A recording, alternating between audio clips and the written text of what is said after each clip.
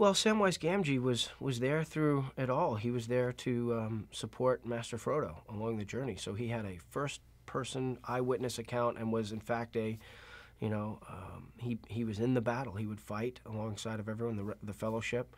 He can tell the story in a way that the very few could. In fact, when it comes to the stuff in Mordor, Sam, after Frodo leaves to go away to the Grey Havens, Sam's the only one left to be able to tell that part of the story. And that's why Frodo, before he leaves, gives Sam the book, the red book, to finish telling the story. When you're playing a video game, there's something to be said for it's you kind of, against the world. Now, you're not really against the world because you've got the Fellowship near you, so you feel like you're on a team. But Strider, even when he's with other people, he's kind of a loner. And, for people who know the story and the children in the video game are learning the story, he's actually got a kind of an important destiny. He's going to be the king. So, great fairy tales and great stories, the people who become the great leaders have to go through struggles to get there. And this is the game player gets to, pick up the Wii remote and become, at the center of that struggle. I am indeed a gamer. I'm if I could have back all the hours that I've spent gaming, I could probably have learned 2 or 3 other languages. But when you're in the mines and you're going there, it's a little claustrophobic because they just had a fight with this watcher thing at the door, and then the door crumbled behind them, and now they're locked in. And it looks very, the lighting is the same, the kind of, the feeling. I was getting the feeling like I was back doing it, you know what I mean? I could see, we're in the game, and yet I can see the stage, and I could see the, dressing rooms out, that sort of thing. Like, it's that real. It's not like a picture. You're in it. So in the game, you're, in single player mode, you're Aragorn.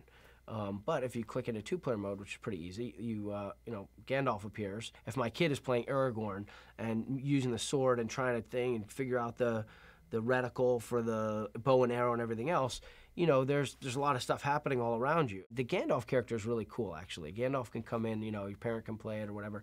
And Gandalf doesn't really die in it. He's there as kind of a guide, but it's not a computer guide. You're the guide if you play it, and you can fight alongside your opponent, your kid or whatever. And it's like that with Gandalf. He can shoot anybody, but nobody can shoot him. So, it's kind of it's like training wheels, only you're a wizard. You know what I mean? And it's also fun because it's you can go with impunity. He's also got different weapons and things than Aragorn, so it makes it different, makes it fun. Feels like a team.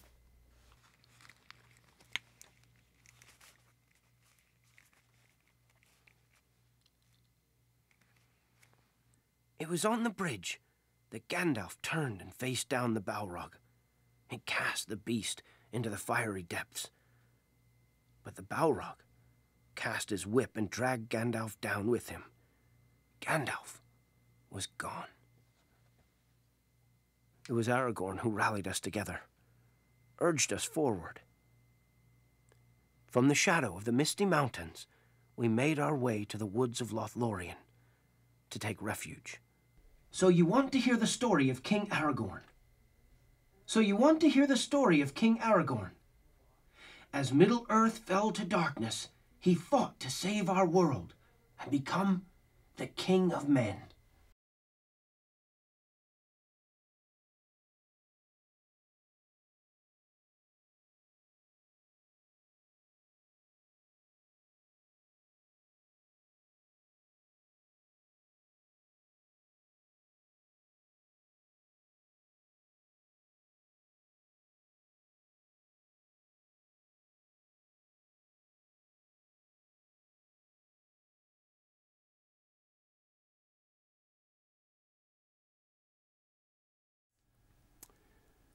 Aragorn's quest, I suppose, is basically following the adventures of Aragorn within the Lord of the Rings series, as distinct from all the other characters together.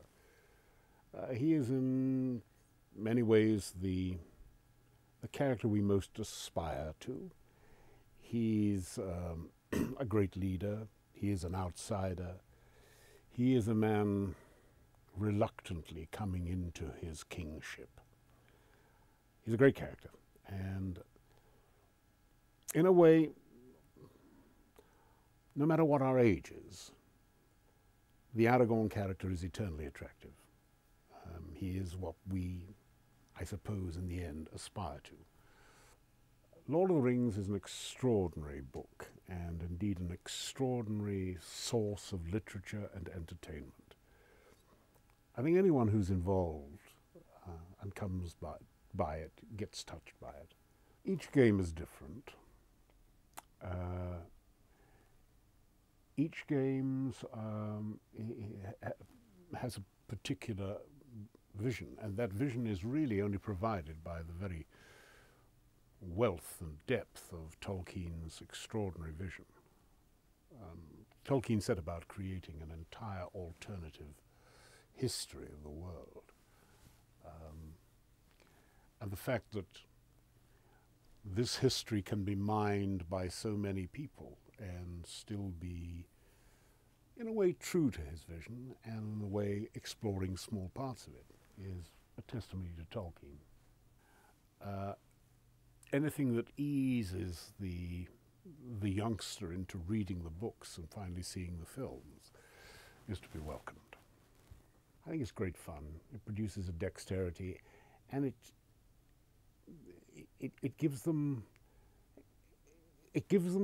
access to an imaginative world that they can manipulate.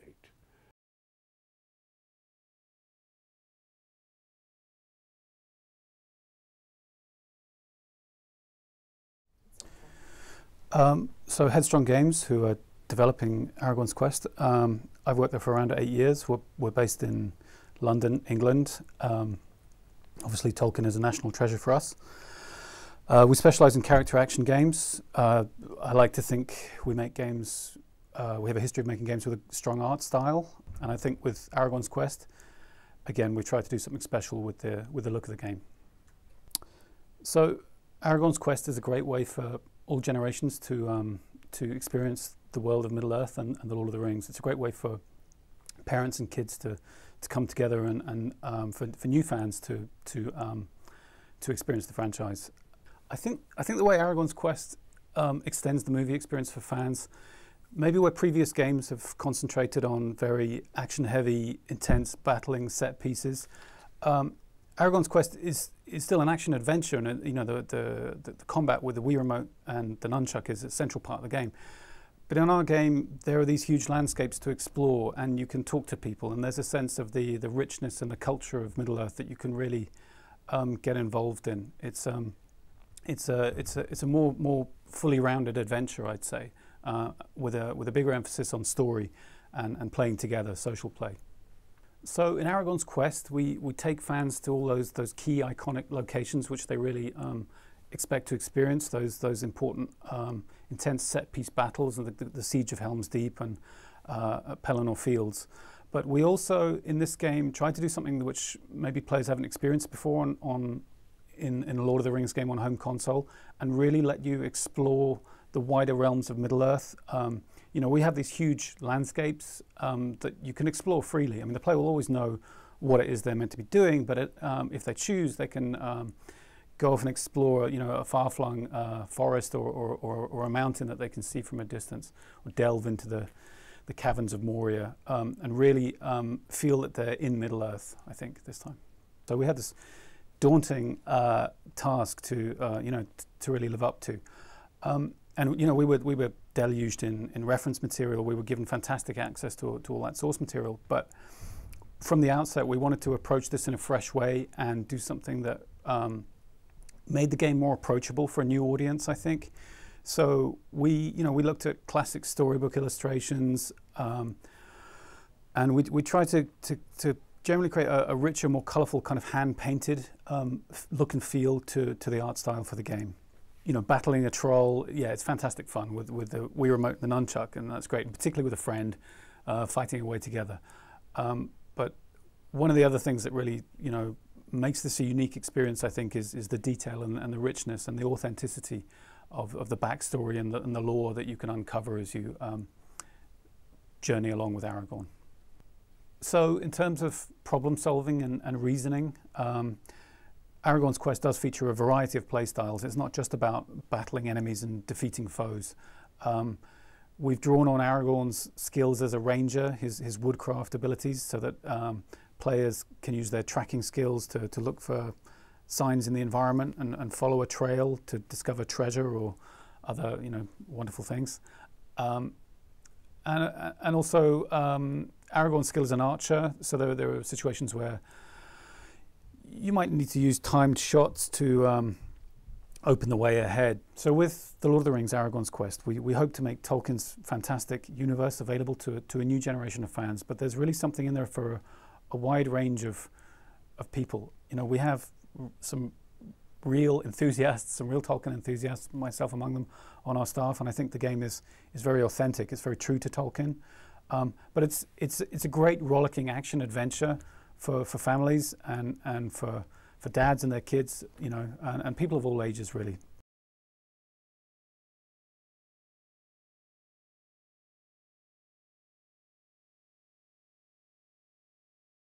With the Black Riders defeated, Arwen brought Frodo safely to Rivendell, but he was sorely wounded by that Morgul blade.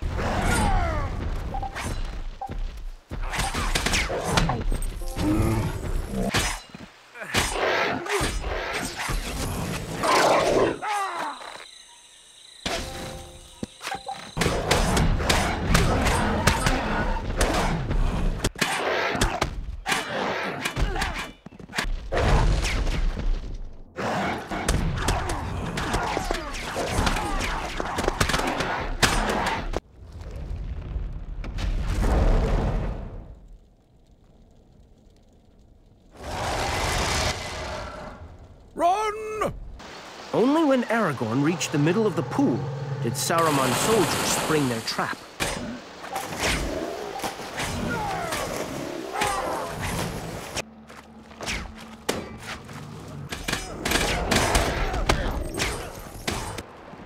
There's plenty for the both of us. May the best dwarf win.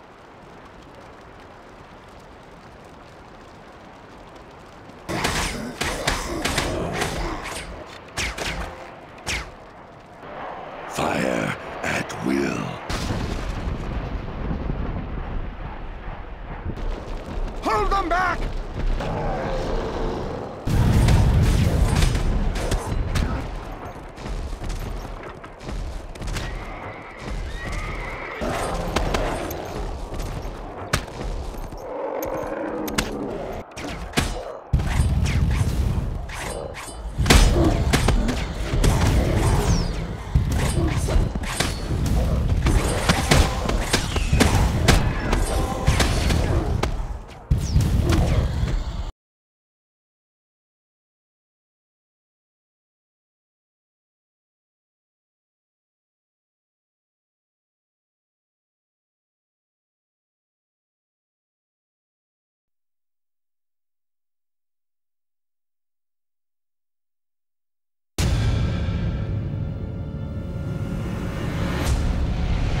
Darkness spreads across this land, and an evil army searches for the One Ring with the power to destroy the forces of good. But as the soldiers of Sauron march, there is still one with the strength to stand and fight against him.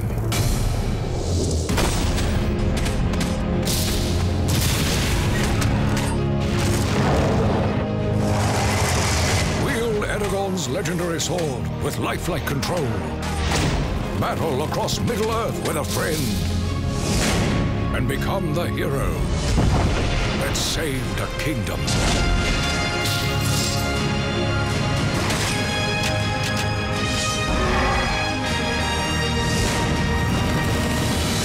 The Lord of the Rings, Aragorn's Quest. Coming to Wii and the PlayStation Move motion controller.